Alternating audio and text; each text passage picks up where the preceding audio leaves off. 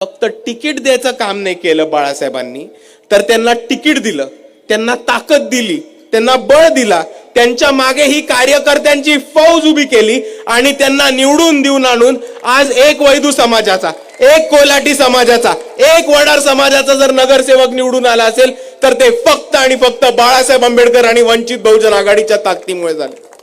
आणि मित्रांनो, या निवडणुकीमध्ये सुद्धा आपल्याला ह्याच पद्धतीने काम करायचं। सोलापूरमध्ये सुद्धा वडार समाजाला, कैकाडी समाजाला, मायक्रो ओबीसी समाजाला, मुसलमान समाजाला, लिंगायत समाजाला, धनगर समाजाला तिकीट देण्याचं काम हे वंचित बहुजन आघाडीने केले।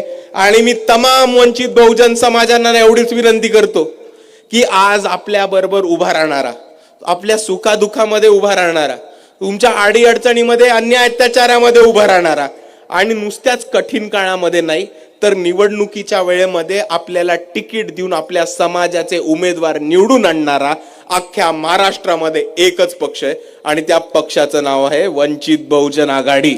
आणि म्हणून मी तमाम बहुजन समाजाला एवढीच विनंती करतो की आपण आपला पक्ष कोणता आहे ते ओळखा आणि या शामिल व्हा। या पक्षाचे दरवाजे आपल्यासाठी कायम स्वरूपी उभे आहेत।